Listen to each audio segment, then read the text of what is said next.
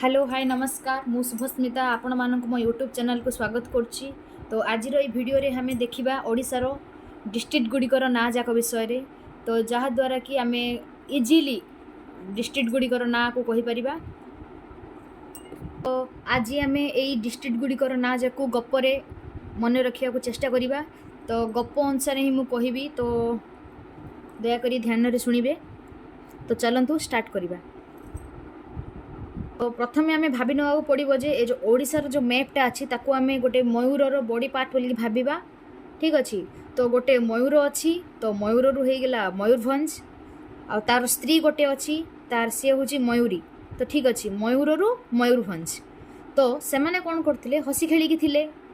तो एतिक भितर कौन होती ना गोटे बाला सॉन्ग गोटे पड़ा, माने आम तो शुणिया ओ बाला तो से गीतटा पड़ी। तो एतिक भितर कौन होती ना से जो बाला सॉन्गटा पड़ला, तो से बाला सॉन्ग शुणिकी मयूरटा कौन होती ना पूरा भड़क जाऊँगी, माने रागी जाऊँगी। तो बालेश्वर होची कौन होची ना बाला सॉन्ग रू आसला, आ जो भड़क जाऊँगी तो भड़क रू आसला भद्रक। तो ये कौन होची ना तार जो रागटा को केन्द्र को आनिया पई पूरा जगतर लोक माने, ठीक अच्छे, जगत प्लस पुरी, माने जगत पुरी लोक माने कौन होचंती ना ताको पूरा शांत करिया को चेष्टा करछंती, माने समस्त माने ताको शांत करिया पछरे लागि पड़छंती। ठीक अच्छे। तो एतिक है। तो मयूर रू आसला मयूरभंज, बाला संग बालेश्वर, भड़क जीवा माने रागी जीवारू आसला भद्रक, आउ तार से जो राग को केन्द्र को आनिया पई जो चेष्टा कराऊँगा से आसला केन्द्रापड़ा। तो जगतपुरी रू जतिक लोक अच्छा माने गोटे जगतसिंहपुर है आ गोटे पुरी होगला। तो एतिकी आमर सरला। ठीक अच्छे। कौन कौन सरला ना मयूरभंज, बालेश्वर, भद्रक, केन्द्रापड़ा, जगतसिंहपुर, पुरी। तो एतिकी सरला। तो जी जगतपुरी लोक मैंने माने पूरा जगतर लोक मैंने जो मयूर जो रागी होती तार कारण खोजा लगिले। तो कौन कले से मैंने शुणिया पाइले से जो गीतटा जो बाला सॉन्गटा जो अच्छी से गोटे जहाज रू आसी, कौटू आसी ना जहाज रू आसी। तो से जहाज पाखु समस्ते गले है। तो जिते से जहाज पाखु गले से देखिले अरे यहाँ तो पुराना जहाजटा, एथि तो किसी भी माने शुभा जाऊँगी किंतु किसी देखा जाऊनी कौटी बाची कौन नहीं। तो से मैंने कौन कले ताको कट कले माने काटिले। ठीक है। माने जतिक जगतर लोक मैंने जो थिले मयूर को शांत करने से मैंने से जहाज को कट कले, किसी देखा गलानी। तापर से मैंने कौन कले ताको खोलिले माने खोदा माने। ठीक अच्छे। खोदा को हिंदी रे कहबे ना, माने खोलिबा को आम हिंदी रे कौन कहूचे खोदा कहूची। तो से मैंने कौन कले ताको खोलिले। तो से मैंने देखिले अरे भाई एटा तो नुआ गड़ गोटे अच्छी, माने गोटे नुआ रे गोटे गड़ तैयारी होइछि। तो चलतु प्रथम एतिकी देखिबा। तो जेतेबेले जगतर जेतिकी लोक माने गले जहाज पाखकू, तो जहाज रू आसला जाजपुर। ठीक अच्छे। तापर से जहाज को कौन कले से माने कट कले। तो कट रू आसला कटक। तापर ताको कौन कले ना खोलिले माने खोदा। तो खोदा रू आसला खोर्धा। तो से माने कौन देखिले गोटे नया घर माने गोटे नुआ गड़ गोटे देखिले। तो यहाँ कौन कहुए नया घर। ठीक अच्छे। माने नुआ गड़ रू आसला नया घर। तो एतिकी सरला। तो चलते एतिकी आम भलसे देखा ना मयूर मयूरी खेलुले। मयूरी की कौन है ना जो बाला सॉन्गटा से शुणिला सी पूरा भड़क जाऊँगी माने पूरा रागी जाऊँगी। तो तार जी राग को केन्द्र को आनापी जी जगतर आने जगतपुरी लोक मैंने कौन कले ना पूरा लगी पड़े। तो से मैंने कौन जानले ना गोटे जहाज अच्छी से जहाज रू से जो बाला सॉन्गटा बाजुची। तो से जहाज पाखक गले। से जहाज पाखे जो पहुँचले से मैंने किसी देखा गलानी। तो से कट कले ताकू खोलिले माने खोदा। तो से माने कौन देखिले गोटे नुआ गड़ तैयारी होइछि। तो नुआ गड़ रू आसला नया घर। तो ठीक अच्छे। तो एतिक सरला।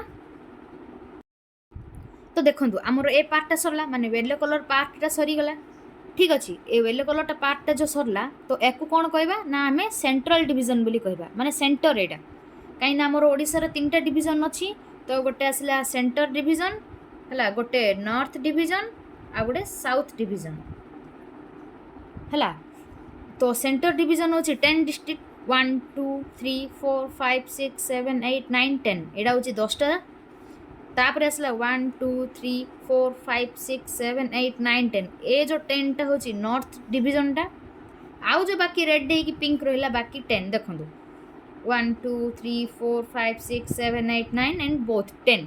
तो समान पूरा इक्वाली भाग होई 30टा। ठीक है 10 10 10। तो चलतु पुणी स्टार्ट करवा। तो ଯେତେବେଳେ ସେ ଜଗତର ଲୋକମାନେ ଯେଉଁ ଜାହାଜ ପାଖକୁ ପହଞ୍ଚିଲେ ସେମାନେ ସେ ଜାହାଜ କେଉଁଠୁ ଆସିଲା ବୋଲିକି ମାନେ ଚିନ୍ତା କଲେ। ତ ସେମାନେ କ'ଣ ଜାଣିଲେ ନା ସେ ଯେଉଁ ଜାହାଜଟା ଆସିଲା ସେ ଜାହାଜ କେଉଁଠୁ ଆସିଲା ନା କେନାଲରୁ ଆସିଛି। କେନାଲ ମାନେ ତ ଜାଣୁଥିବେ ଯେଉଁ ପାଣି ଆଗ ସଂଯୋଗ କରାହେଉଛି ମାନେ ବଡ଼ ବଡ଼ ଡ୍ୟାମ୍ ଥିବ କିମ୍ବା ନଦୀ ଥିବ ତ ସେଇଠୁ କେନାଲ ମାଧ୍ୟମରେ ଗାଁ ଗହଳିକୁ ଯାଉଛି ତ କେନାଲ। ତ ଜାହାଜଟା କେଉଁଠୁ ଆସିଲା ନା ଗୋଟେ କେନାଲରୁ ଆସିଲା। କିନ୍ତୁ ସେ ଯେଉଁ କେନାଲଟା କ'ଣ ହେଇଛି ଗୋଟେ ଆଙ୍ଗୁଠି ଟାଇପ୍ର ମାନେ ଅଙ୍ଗୁଲ ଠିକ୍ ହେଲା।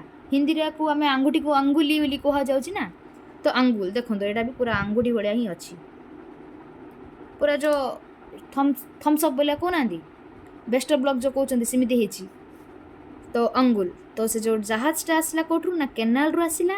ସେ କେନାଲଟାକୁ କେମିତି ଆସିଲା ନା ଗୋଟେ ଅଙ୍ଗୁଲ ସାହାଯ୍ୟରେ ମାନେ ସେ ଯେଉଁ କେନାଲଟା ଗୋଟେ ପୁରା ଆଙ୍ଗୁଠି ଟାଇପ୍ର ଥିଲା।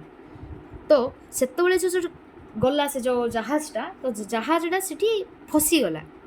ତ ଫସିଗଲାରୁ କ'ଣ ହେଲା ସେଥିରେ ଯେଉଁ ଲୋକମାନେ ଥିଲେ ସେମାନେ କ'ଣ ଦେବତାକୁ ମାନେ ଠିକ୍ ଅଛି ଦେବତାକୁ ଡାକିଲେ ଆଉ ଧୀରେ ଧୀରେ ସମ୍ଭଲ କରି ଯାଉଥିଲେ ବାହାରକୁ ଯିବାକୁ। ଠିକ୍ ଅଛି। ତ ଏଥିରେ ସରିଲା 4ଟା ପାର୍ଟ। ତ ଜାହାଜ କେଉଁଠୁ ଆସିଲା ନା ଗୋଟେ କେନାଲରୁ ଆସିଛି। ସେ କେନାଲ କେମିତି ଦେଖିବାକୁ ନା ଗୋଟେ ଅଙ୍ଗୁଳି ଟାଇପ୍ର ମାନେ ଅଙ୍ଗୁଠି ଟାଇପ୍ର। ତ ସେଥିରେ କ'ଣ ହେଇଛି ନା ସେ ଜାହାଜଟା ଫସିଗଲା ଆଉ ସେଥିରେ ଥିବା ଲୋକମାନେ କ'ଣ ହେଲେ ନା ଦେବତାକୁ ଡାକି ଡାକି ସମ୍ଭାଳିକି ସେଥିରୁ ବାହାରୁଥିଲେ। ଠିକ୍ ଅଛି ଏ 4ଟା ସରିଲା। ତ କିଛି ନାହିଁ ତ ଆକୁ ଆପଣମାନେ ସବୁ ଗପ ହିସାବରେ ହିଁ ମନେ ରଖନ୍ତୁ କାହିଁକିନା ଆମେ ଏଇଟା ଗପ ହିସାବରେ ହିଁ ପଢ଼ୁଛେ ତ ପୁରା ଇଜିଲି ଆପଣମାନଙ୍କୁ ମୁଁ ଭାବୁଛି ମନେ ରହିଯିବ। ତ ଚାଲନ୍ତୁ ବାକି ସବୁ ଦେଖିବା। ନା ଦିନେ କ'ଣ ହେଇଛି ମୟୂର ଓ ମୟୂରୀ 2 ଜଣ ତାଙ୍କ ପର ଝାଡ଼ୁଥିଲେ। ତ ଏତିକି ଭିତରେ ଜଣେ ଯାଇ ତାଙ୍କୁ ପଚାରିଲେ ତମେ ତମ ପରକୁ କାହିଁକି ଝାଡ଼ୁଛ କ୍ୟୁଁ ଝାଡ଼ ରହେ ହୋ ତମର ତ ଏତେ ସୁନ୍ଦର ପଙ୍ଖ ଯାକ ତମେ କାହିଁକି ଝାଡ଼ୁଛ ତାକୁ ହେଲା। ତ ସେତେବେଳେ ସେ ମୟୂରୀ କହିଲେ କି ଯେଉଁ ସେ ବ୍ୟକ୍ତିଟାକୁ କହିଲେ କି ନା ଏ ଯେଉଁ ଝାଡ଼ିବା ଦ୍ୱାରା ଆମକୁ ସୁଖ ମିଳୁଛି। ଠିକ୍ ଅଛି ମାନେ ଝାଡ଼ିବା ଦ୍ୱାରା ଆମ ପର ଝାଡ଼ିବା ଦ୍ୱାରା ଆମକୁ ସୁଖ ମିଳୁଛି। ଏମିତିରେ ବି ଆମେ ଭିତରର ପଙ୍ଖ ଝାଡ଼ୁନୁ ଆମେ ବାହାର ପଙ୍ଖ ଯାକ ଝାଡ଼ି ଦେଉଛୁ। ତ ଏମିତିରେ ବି ତ ସେଇଟା ଝଡ଼ୁଥିଲା ଝଡ଼ିବାକୁ ହିନ୍ଦୀରେ କ'ଣ କୁହାଯାଏ ଗିର୍ଜାନା। ତ ଏମିତିରେ ବି ସେଇଟା ଗିରୁଛି ତ ସେଥିପାଇଁ ଆମେ ସେଇଟାକୁ ଝାଡ଼ି ଦେଉଛୁ। ତାହାଦ୍ୱାରା ଆମର କ'ଣ ହେବ ନା ସୁବର୍ଣ୍ଣ ପଙ୍ଖ ଆସିବ ମାନେ ସୁବର୍ଣ୍ଣ ମାନେ ସୁନ୍ଦର ପଙ୍ଖ ଆସିବ। ପୁରୁଣା ପଙ୍ଖ ଝଡ଼ିଯିବ ନୂଆ ପଙ୍ଖ ଆସିବ। ତ ଚାଲନ୍ତୁ ଆକୁ ଆମେ ଡିଟେଲ୍ସରେ ଜାଣିବା। ତ ଯେତେବେଳେ ଝାଡ଼ୁଥିଲେ ସେ ଲୋକଟା କ'ଣ ପଚାରିଲା କାହିଁକି ଝାଡ଼ୁଛ ମାନେ କ୍ୟୁଁ ଝାଡ଼ ରହେ ହୋ। ତ କ୍ୟୁଁ ଝାଡ଼ ରହେ ହୋ ଆସିଲା କେଉଁଝର। ଠିକ୍ ଅଛି। ତ ସେ କ'ଣ କହିଥିଲା ନା ସୁନ୍ଦର ପଙ୍ଖ। ତ ସୁନ୍ଦର ପଙ୍ଖରୁ କ'ଣ ଆସିଲା ନା ସୁନ୍ଦର ଘର। ଠିକ୍ ଅଛି। ତ ଏତିକି ଭିତରେ କ'ଣ ହେଇଛି ଯେଉଁ ମୟୂରୀ ଆନ୍ସର୍ କ'ଣ ଦେଲେ ନା ଆମେ ଝାଡ଼ିବା ଦ୍ୱାରା ସୁଖ ମିଳୁଛି। ତ ଝାଡ଼ସୁଗୁଡ଼ା ଝାଡ଼ ମାନେ ଝାଡ଼ିବା ସୁଗୁଡ଼ା ମାନେ ସୁଖ ମିଳିବା ହେଲା। ତ ତାପରେ କ'ଣ ହେଇଛି ସେମାନେ କହିଲେ କି ଆମେ ବାହାରର ପଙ୍ଖ ଝାଡ଼ୁଛୁ ମାନେ ବରଘର ମାନେ ବାହାରର ପଙ୍ଖ ଝାଡ଼ିବା ବରଘର। ତାପରେ ଦେଖ ଏମିତିରେ ବି ସେଇଟା ଗିରୁଛି ମାନେ ଏମିତିରେ ବି ସେଇଟା ଝଡ଼ି ଯାଉଛି ତ ଗିର୍ ଆସିଲା ସେଠି ତ ବଲାଙ୍ଗୀର। ଠିକ୍ ଅଛି।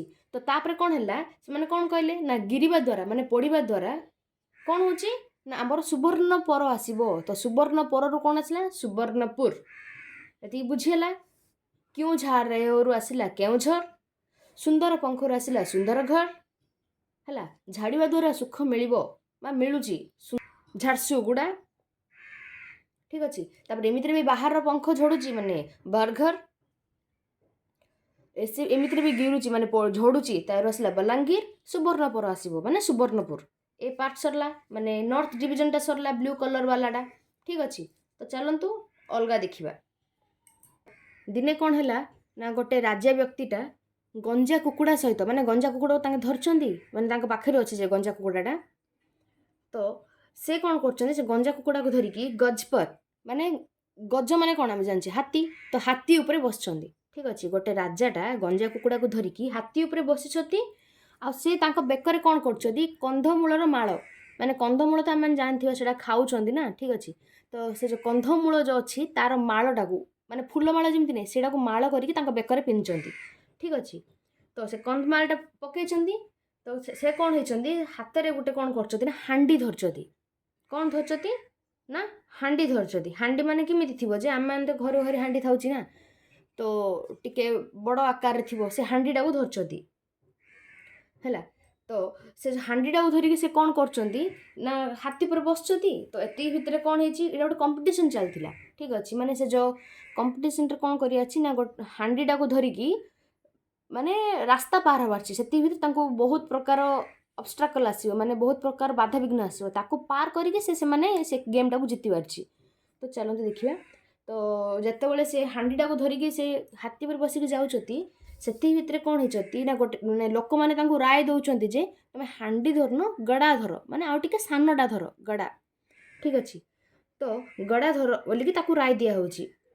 ତ ଏତିକି ଭିତରେ କ'ଣ ହେଇଛି ନା ଯେଉଁ ଲୋକମାନେ ତାଙ୍କର ଯେଉଁ କହୁନଥିଲି କି ଅବଷ୍ଟ୍ରାକଲ୍ ଆସିବ, ବାଧାବିଘ୍ନ ଆସିବ, ତ ସେଇଟା କ'ଣ ନା ଲୋକମାନେ ତାଙ୍କ ଉପରେ ନବରଙ୍ଗ ଫିଙ୍ଗୁଛନ୍ତି, ମାନେ 9 ପ୍ରକାର ରଙ୍ଗ ଫିଙ୍ଗୁଛନ୍ତି।